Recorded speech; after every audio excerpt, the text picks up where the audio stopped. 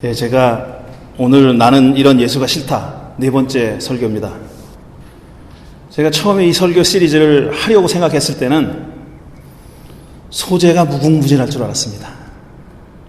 싫은 모습이 굉장히 많을 줄 알았어요. 그래가지고 자신 있게 야 이거 한 몇 달은 쭉 가겠구나 이렇게 생각했는데 정색을 하고 읽어보니까 이 생각같이 많지가 않더라고요. 이 싫은 모습이 나는 이런 모습의 예수가 싫은데 굉장히 많을 줄 알았어요. 근데 생각해보니까 그렇게 많지가 않아요. 잘 따져보니까 많지가 않고 아직까지 사실 3번 얘기한 것도 예수님이 뭘 싫은 모습을 보여줬다기보다는 예수를 믿은 사람이 예수를 이렇게 만든 겁니다. 그렇죠? 기억하시죠? 대부분은 다 예수님이 그렇게 얘기하지 않았는데 그런 뜻으로 말씀하신 게 아니라 그런 뜻으로 행동하신 게 아니라 다른 뜻으로 하셨는데 많은 경우엔 사람들이 그걸 그렇게 오해해서 예수를 그런 분으로 만드는 거죠. 근데 그것도 사실 기독교의 한 모습이고 그렇게 만들어진 예수도 예수입니다. 우리가 생각할 때 본래 기독교는 그런 게 아니야 이런 말 많이 하잖아요. 본래 기독교는 그런 게 아닌데 사람들이 말이야 그 기독교를 참 좋은 기독교를 그렇게 형편없이 만들었어라고 얘기하는데 지금 우리가 경험하는 기독교는 그렇게 만들어진 기독교예요. 그러니까 본래 모습이 그렇지 않았다라는 것은 별로 힘이 없습니다. 누가 그렇게 본래 모습을 찾아보려고 노력하겠어요? 눈에 보이는 거 가지고 판단하는 거죠. 제가 본래 심성은 착하고 여린 사람인데 라고 얘기하면 누가 믿겠습니까? 보이는 게 그게 아닌데 누가 그걸 믿겠어요? 10년 사귀고 20년 사귄 사람은 알고 보니까 그런 모습도 조금 있겠구나 하겠지만 겉으로 보이는 모습이 그게 아니면은 그게 아닌 거죠. 그 사람은. 그래서 이 시리즈 설교를 저는 한 올해 끝까지 가려고 생각을 했는데 겨우겨우 그냥 억지로 찾아내서 2주 더 하려고 합니다. 뭐 이렇게 노력해서 찾아내느냐? 그래서 그렇게 찾아내야죠. 그렇게 한다 그랬으니까. 그리고 제가 한국 가기 전까지는 이 시리즈로 하는 게 맞다고 생각합니다. 그래서 다음 2주, 오늘과 다음 2주 동안 이 시리즈 설교를 계속하겠습니다. 자, 세상에 기독교만큼 열심히 전도하는 종교는 없을 거예요. 불교인이 그렇게 전도하는 거 맞습니까? 유대교인은요, 전도 안 합니다.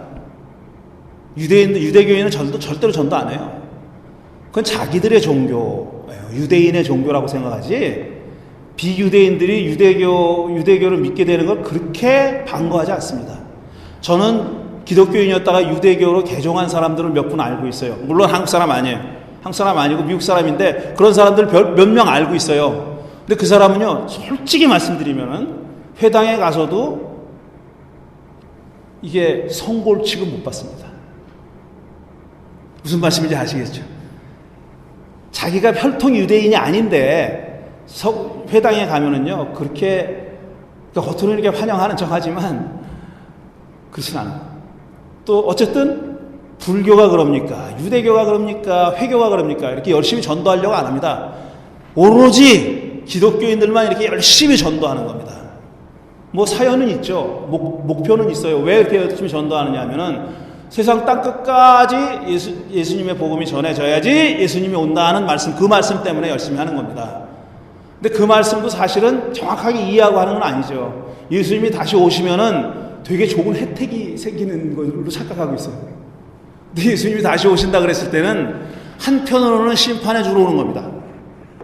구원 받을 사람은 받지만 탈락하는 사람들은 심판하러 오는 거예요. 그러니까 내가 과연 심판에서 모면할 정도로 그렇게 훌륭한 신앙을 가지고 있느냐라고 자신하는 사람이 얼마나 되겠어요. 근데 잘 모르고 그냥 예수님이 다시 오면 무조건 좋다고 생각하고 그렇게 하는 겁니다. 사실은 또 예수님이 다시 오시게 하기 위해서 열심히 전도하는 것도 아니죠. 교회에서 하라 그러니까 상도 주고 뭐 온갖 그 페이버로 주니까 하는 겁니다. 뭐 칭찬도 해주고 그렇게 하니까 여러분 어떻게 교회 다니기 시작했어요? 여러분도 누군가가 같이 교회 가자 이래서 나온 거 아닙니까? 저 여러 번 설교 때 말씀드렸지만 제가 우리 집안이 교회 나오게 된 건 우리 바로 조그만 길 건너 골목 길 건너 사시는 음악 선생님 가족이 우리한테 얘기하지 않고 우리가 그 집으로 이사가고 나서 3년쯤 후에 3년 동안 가정예배를 드리면서 매번 기도를 했다는 거예요. 저 곽씨 집안이 교회 나오게 해달라고 기도했다는 거예요. 그 말을 듣고 또 예의 범절이 바른 우리 집안이 무시할 수가 없잖아요. 야, 나가보자. 저렇게 열심히 하신다는데, 기도를 하신다는데 나가보자. 그 전까지는 교회라는 데 다녀본 적이 없습니다. 그게 나간 거예요. 여러분도 다 그럴 거예요. 여러분 가운데 혹시 야, 기독교라는 종교가 뭔지 알아봐야 되겠다. 성경도 열심히 읽어보고, 그 다음에 기독교 역사도 열심히 공부하고, 교리도 열심히 공부해가지고, 맞아, 내가 이만한 종교는 내가 믿을 만한 가치가 있다고 생각하고 신앙생활 하기 시작한 사람이 있어요? 없을 거예요, 아마. 누군가가 다 손을 끌고 나가자 그랬을 겁니다. 전도해가지고 나오신 걸 거예요. 제가 과문해서 그런지 몰라도, 다 이렇게 처음에는 그냥 우연한 기회에 교회에 나오기 시작했는데 교회를 다니면서 성경을 열심히 읽어보고 기독교를 공부해보고 역사도 공부하고 교리도 공부하고 뭐 열심히 공부해가지고 야, 이거 기독교 내가 섣불 믿어서는 안 되는 종교네 하고 교회를 그만둔 사람 저는 한 사람도 못 봤어요. 그런 사람 아직까지. 교회를 다니다 안 다니는 사람들은 대체로 이유가 사소합니다. 굉장히 사소해요. 아무것도 아닌 이유 가지고 신앙을 얻는 것도, 신앙을 가지게 된 계기도 좀 우연적이고 사소하지만 신앙을 버리는 계기도 대부분의 경우는 너무너무 사소해요. 왜 교회를 안 나가기 시작했습니까? 얘기를 들어보잖아요. 그러면 야, 그깟 일 가지고 이런 생각이 들어요. 교회가 나오게 된 것도 마찬가지입니다. 그래서 나온 거예요.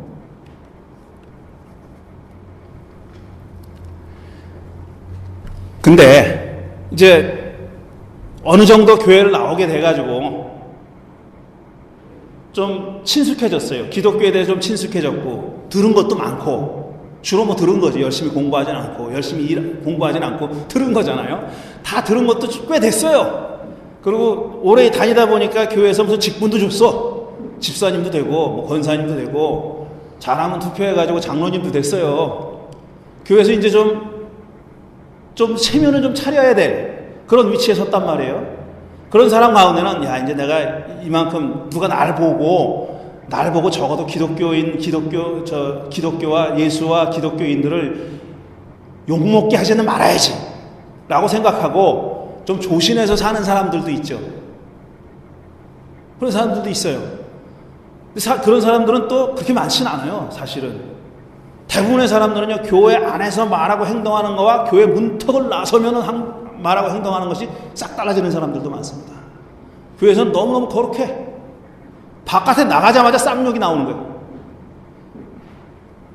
교회 안에서는 이렇게 척하는데 바깥에 나가면은 언제 그랬냐는 듯이. 물론 나가보니까 교회 저 명함에다가 아무 교회 장로라고 명함 파가지고 다니는 사람들 있더라고요. 있기는. 그렇긴 하지만 대부분은 뭔가 이렇게 써먹을 때만 자기 직책을 이용하는 사람들이 있어요. 내가 특정 직업을 얘기해서 미안하지만 이런 부록하다. 그런데 제가 사실은 아무개교회 장로입니다 이렇게 얘기하면 사람들이 장로니까 좀 거짓말 덜 하겠지 이렇게 생각하는 사람들이 많지. 제가 왜 이런 얘기를 길게 하냐면은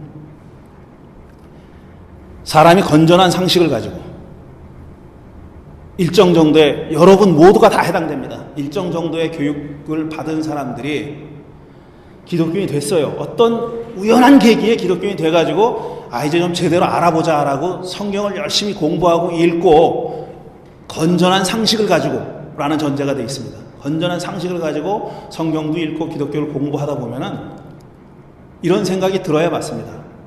내가 과연 이 성경이 말하는 기독교인이 될 수 있을까?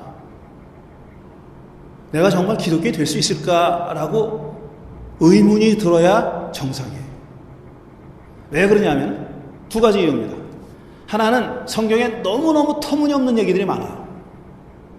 건전한 상식으로는 도저히 그대로 받아들일 수 없는 얘기들이 많아요. 예를 들려면 1시간, 2시간 들 수 있습니다. 특별히 구약성경 안에는 너무나도 우리가 지금 지키지도 않고 그동안 오랫동안 지키지도 않았고 앞으로도 절대로 지키지도 않을 그런 계율과 계명들이 많이 있어요. 근데 그걸 하나님의 말씀이라고 우리가 듣고 있는 겁니다. 그대로 해야 된다고 또 듣고 있어요. 근데 도저히 그대로 할 수 없는 것들이에요, 다. 너무 현대인의 건전한 상식이 안 맞는 얘기들이 너무 많아요. 그럼 우리가 이걸 어떻게 처리해야 될까를 고민해야 맞습니다. 그렇지 않습니까? 그게 하나님의 말씀이다. 구약 성경이라는 것은 성경이라는 하나님의 말씀으로 주어졌으니 이 문제를 어떻게 해결해야 돼요. 없는 것처럼 그런 건 전혀 존재하지도 않는다는 듯이 그렇게 하고 살 수는 없는 거예요. 진지한 기독교인이 되려면은, 성실한 기독교인이 되려면은 그 문제를 해결해야 됩니다. 그 문제 하나 있고, 두 번째로는 도저히 할 수 없는 요구를 하는 게 많아요. 이건 사람으로서는 도저히 할 수 없는 일이다 라고 싶은 것들을 요구하는 게 많아요. 특별히 예수님의 말씀에 그런 요구가 많습니다. 근데 우리는 아직까지 말이 그렇다는 얘기지 하고 넘어갔어요. 솔직하게 얘기해보자고요. 오늘 읽은 말씀같이 부자는 하나님의 나라에 들어갈 수 없다 그랬어요. 물론 부자의 기준이 어디인가에 따라서 다 다르죠. 굉장한 부자도 나는 부자 아니라고 생각하는 사람들도 있을 수 있습니다. 근데 가진 게 별로 없는데 굉장히 부자라고 생각하는 사람도 있어요. 굉장히 주관적이에요. 물론 객관적인 기준도 있겠지만 부자는 하나님의 나라 들어갈 수 없다. 그건 낙타가 바늘길 통과하는 것만큼 그것보다 더 어렵다. 못 간다는 얘기잖아요, 결국은. 그리고 다 버려라 그러잖아요, 지금. 다 버려라. 아버지도 버리고 엄마도 버리고 형제도 버리고 자매도 버리고 돈도 버리고 땅도 버리고 집도 버리고 다 버려라. 그렇지 않으면 안 된다. 그 말을 글자 그대로 받아들인다면은 내가 기독교인 되는 게 거의 불가능하구나 라고 생각하는 게 맞죠. 그게 상식이죠. 근데 우리는 그런 말씀이 있음에도 불구하고 하나도 불편하지 않아요. 왜? 말이 그렇지 뭐. 정말 그런 얘기겠어. 정말 그렇게 하시라는 말씀이겠어. 남들도 다 하잖아. 안 하잖아. 저 목사도 안 하는데 뭘. 이렇게 생각하지 않습니까? 목사도 집 있고 차 타고 다니고 양복 입고 다니고 이렇게 하잖아요. 다 지 거 다 버렸는데 어떻게 이렇게 하고 다녀요? 쟤도 안 하는데 뭐 우리도 하지 마. 그냥 말이 그렇다는 얘기지. 이렇게 살잖아요, 우리가. 저는 다 버리라고 한 예수가 싫습니다. 왜? 난 그렇게 못해. 저는 그렇게 못해요. 물론 제 호주머니에 100불 있어요. 그걸 가지고 어떻게 쓸까를 고민합니다. 어떻게 쓰는 게 나 자신도 창피하지 않나. 저 이걸 생각해요. 그러니까 어떻게 쓰는 게 예수님의 영광을 돌게 이거 생각 안 합니다. 어떻게 쓰는 게 나 자신의 양심을 상하지 않게 쓸 수 있을까. 내 수중에 만불이 생겼다, 뭐 생길 일은 없지만 생겼다고 칩시다. 그럼 이걸 어떻게 써야 되나? 암흑의 빚을 갚아줘야 되나? 어떻게 써야 되나? 고민해요. 그게 다 내 마음이 일단 편해야 되고 내 주위에 있는 사람이 고통을 덜 겪었으면 좋겠는 거예요. 그렇지만 만불이 생겼는데 만불을 다 내놔 라고 얘기하면은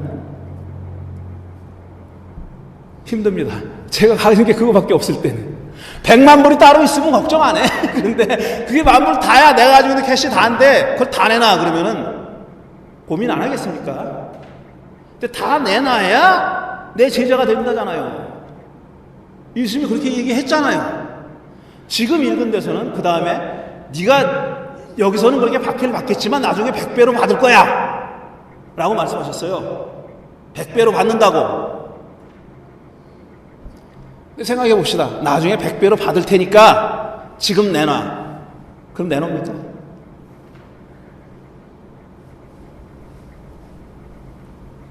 그렇게 안 할 것 같아요. 100배로 주시면 그래도 땡큐베리 마시면 그래도 내가 지금 가지고 있는 거를 내놓기는 힘들어. 암만 예수님이 100배로 갚아주겠다고 약속을 해도 약속을 했다 손치더라도 지금 다 내놔 그러면 쉽지가 않잖아요. 근데 여기는 그래도 100배로 갚아주겠다는 약속이나 있지 약속도 없는 말씀도 많아요. 그냥 다 내놔 라고 말씀하신 데도 굉장히 많습니다. 뭐 갚아줄게 이런 말도 여기 지금 읽었잖아요. 베드로가 우리가 다 내놓고 예수님을 따랐습니다 그랬어요. 잘 읽어보십시오. 예수님이 그래 잘했다 얘기 안 합니다.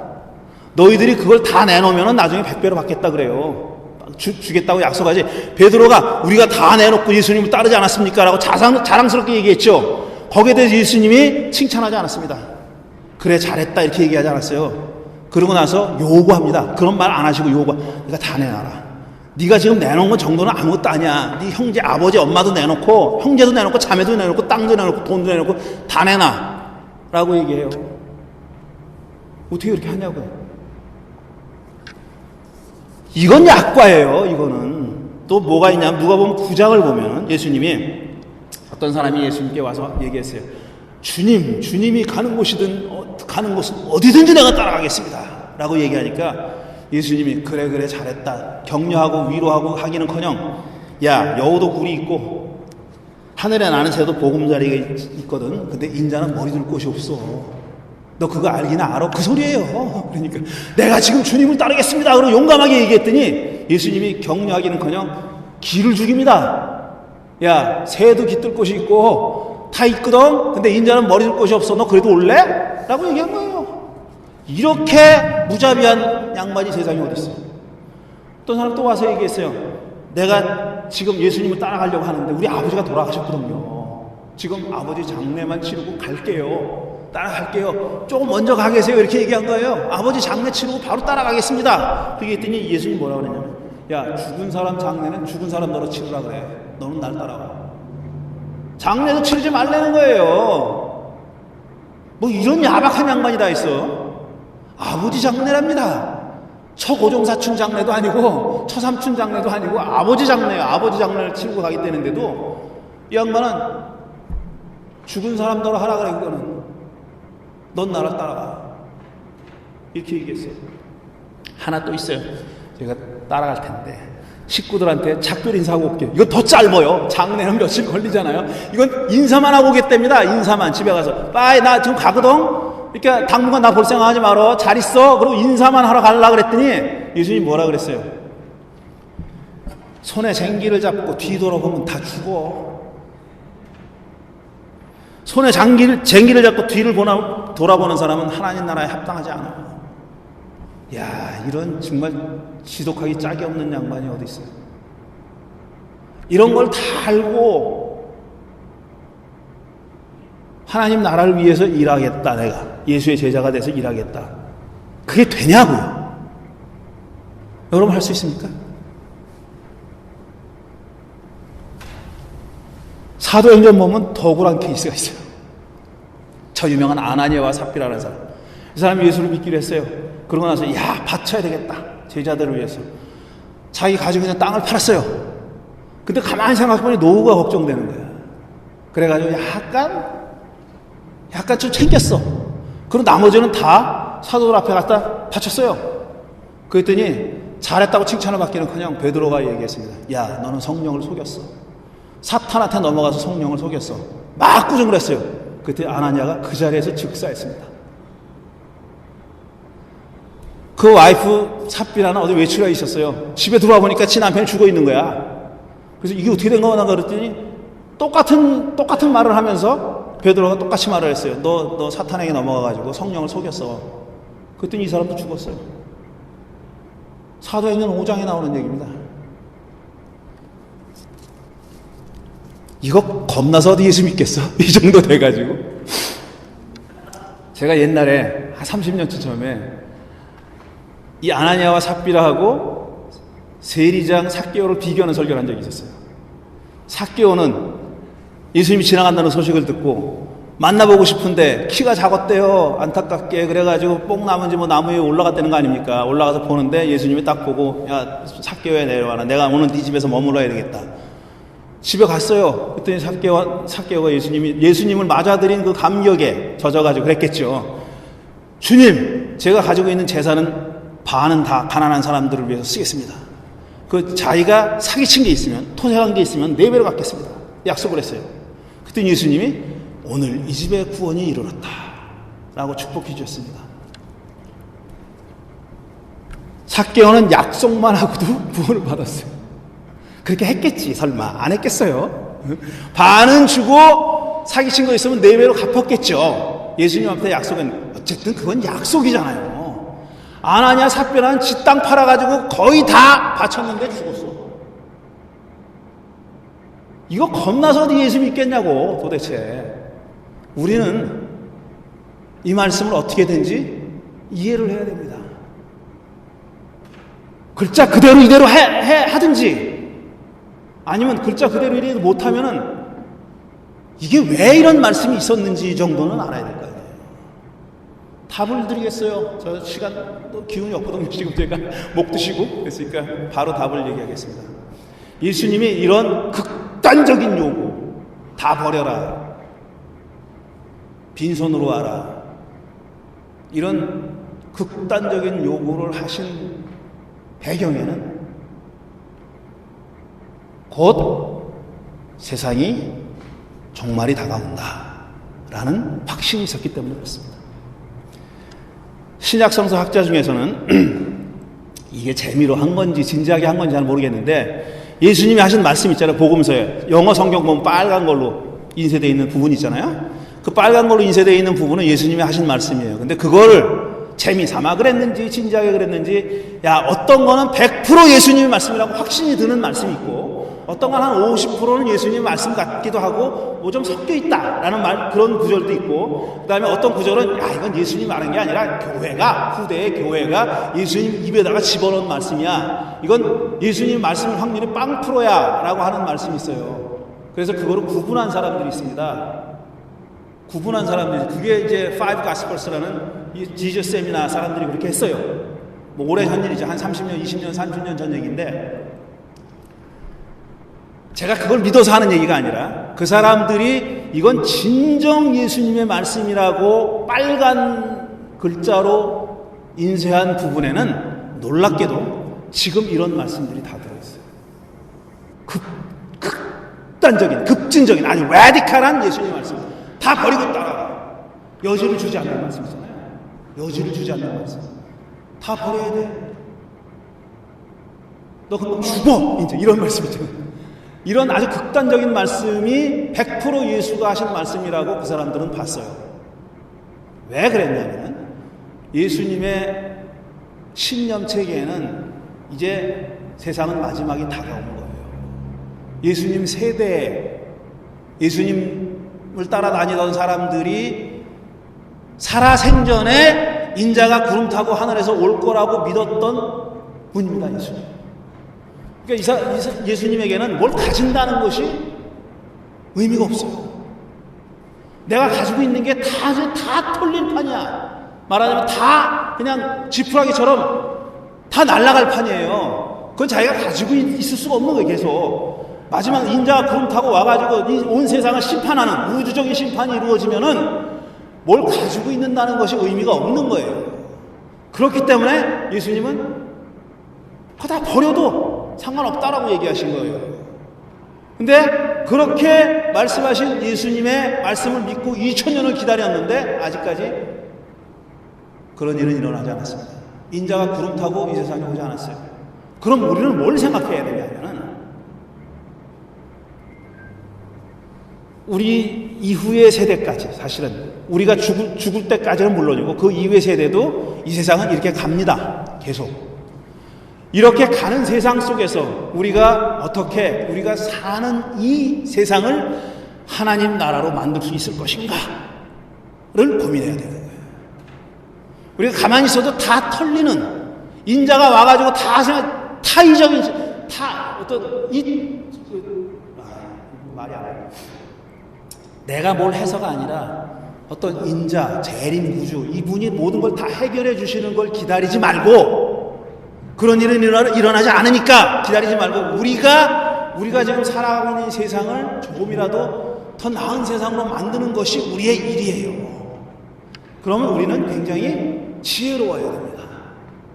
우리가 신실한 마음도 있어야 돼요. 그런 세상을 만들고 싶은 마음, 어떤 완전한 사람을 바라는 것이 아니라 완벽한, 털어도 먼지도 안 나오는 어떤 사람, 그런 완전한 의인을 바라는 게 아니라, 그런 사람은 기다리지도 말고 그런 사람은 바라지도 말고, 우리가 지금 살아가는 이 세상에서 조금이라도 나은 사회를 만들기 위해서 우리가 가지고 있는 리소스를 어떻게 써야 되는지 정직한 양심과 깊은 지혜를 가지고 생각해야 되는 겁니다.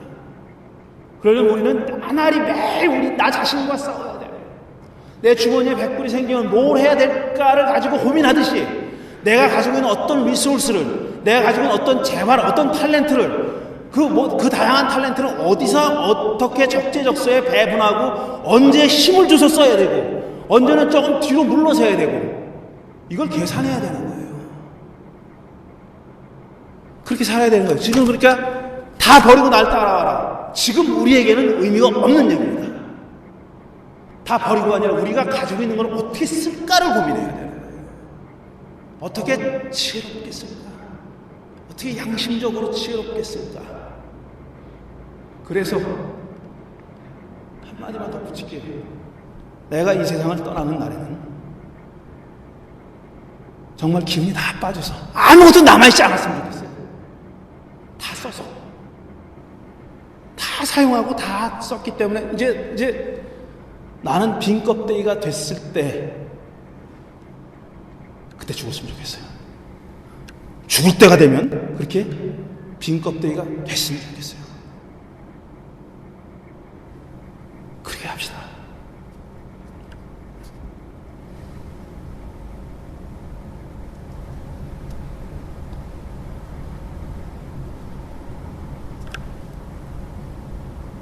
지금 다 버리려고 하지 마십시오.